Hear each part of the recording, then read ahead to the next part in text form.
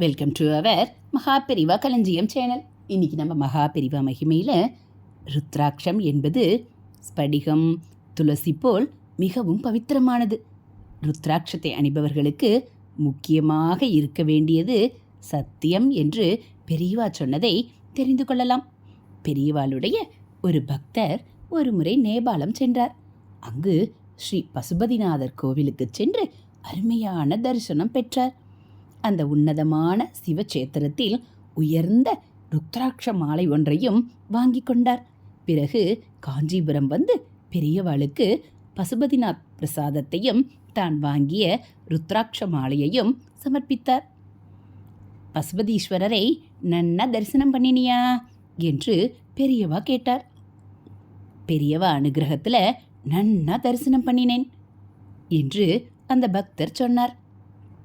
கையில் அந்த ருத்ராட்ச மாலையை எடுத்துக்கொண்டார் பெரியவா. சரி, இதை என்ன பண்ண போற என்று கேட்டார்.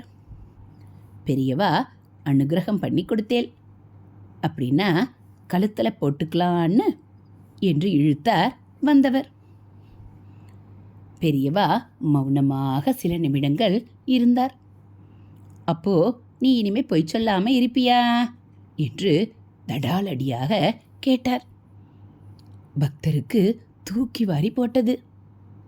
ஆஹா, பெரியவா இனிமே பொய்யே சொல்ல மாட்டேன் என்று துணிச்சலான பொய்யை சத்திய சந்நிதியில் சொல்வதற்கு அவருடைய நாக்கு எழுமா என்ன? உடனே அவர், இல்லை பெரியவா, சத்தியமா என்னால் பொய் சொல்லாமல் இருக்க முடியாது என்று சொன்னார். ஏனோ என்று பெரியவா கேட்டார். ஏன்னா நான் ஒரு பேங்க் ஆஃபீஸர், அதனால் பொய் சொல்லாமல் சில ரெக்கார்டுகளை தயாரிக்க முடியாது. இப்படி எழுதுன்னு எனக்கு மேலே இருக்கிற ஆஃபீஸர் உத்தரவு போட்டால் என்னால் மறுக்க முடியாது பெரியவா என்று பரிதாபமாக தன் இயலாமையை ஒத்துக்கொண்டார். பெரியவா அந்த ருத்ராட்ச மாலையை இன்னும் கையில் வைத்து உருட்டி கொண்டிருந்தார். இந்த பிடி, பொய் சொல்லாதவா யாருக்காவது இந்த மாலையை கொடு என்று கொடுத்தார். பக்தருக்கோ பரம சந்தோஷம். ஏனென்றால் இப்போது இதை யாருக்கு போடுவது என்பது ஏற்கனவே முடிவு செய்திருந்த ஒன்றுதான். பெரியவாளை நமஸ்காரம் பண்ணிவிட்டு பெரியவாளிடமிருந்து அந்த ருத்ராட்ச மாலையை வாங்கி கொண்டார் அவர். ஆஹா, என் ஒய்ஃப் சொன்ன மாதிரியே ஆச்சு. இந்த ருத்ராட்ச மாலையை பேசாம ஆத்துல பெரியவாளுக்கு போட்டுடுங்கோ அப்படின்னு சொன்னான். அப்படியே தான் இப்போ பெரியவாளும் உத்தரவு போட்டுட்டா. பிரசாதம் வாங்கி கொண்டு வீடு திரும்பியதும் முதலில் அந்த ருத்ராட்ச மாலையை பூஜையிலிருந்த பெரியவா படத்துக்கு அணிவித்தார் அந்த பக்தர். பொய்யே சொல்லாத ஒருத்தர் நம்மாத்து பூஜை ரூம்லேயே இருக்கிறாருங்கிறத இன்னைக்கு தான் எனக்கு புரிஞ்சுது என்று அவர் மனைவியிடம் கூறி சந்தோஷப்பட்டார். கணவனும் மனைவியும் ருத்ராட்ச மாலாதரனாக காட்சியளித்த தங்களுடைய பெரியவாளை நமஸ்கரித்தனர். கொஞ்ச நாள் கழித்து அந்த பக்தரின் சொந்தக்காரர் ஒருவர் பெரியவாளை தரிசனம் பண்ண வந்தார்.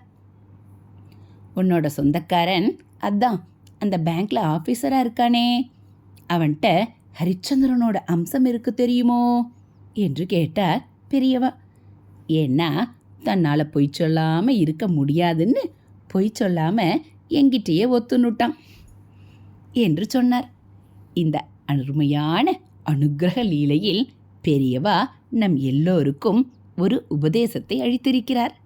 அது ருத்ராட்சம் என்பது ஸ்படிகம், துளசி போல் மிகவும் பவித்திரமானது. ருத்ராட்சத்தை அணிபவர்களுக்கு முக்கியமாக இருக்க வேண்டியது சத்தியம் என்பதுதான் அது. ஹரஹர சங்கர ஜெய ஜெய சங்கர, ஹரஹர சங்கர ஜெய ஜெய சங்கர. மகாபெரிவா சரணம். இது போல் மகாபெரிவா மகிமைகளை நீங்கள் தினந்தோறும் கேட்கணும் அப்படின்னா மறக்காமல் நம்ம சேனலை சப்ஸ்கிரைப் பண்ணுங்கள். கூடவே பெல் ஐக்கானை கிளிக் பண்ணி ஆளுங்கிற பட்டனையும் அழுத்திடுங்க. நம்ம சேனலில் வரக்கூடிய ஆன்மீக கதைகள், மகாபெரிவா மகிமை, தெய்வத்தின் குரல் பகுதிகள் எல்லாம் உங்களுக்கு பிடிச்சிருந்தா ஒரு லைக்கும் கமெண்ட்டும் கொடுத்து உங்களுக்கு தெரிஞ்சவங்களுக்கும் ஷேர் பண்ணுங்கள். தேங்க்யூ.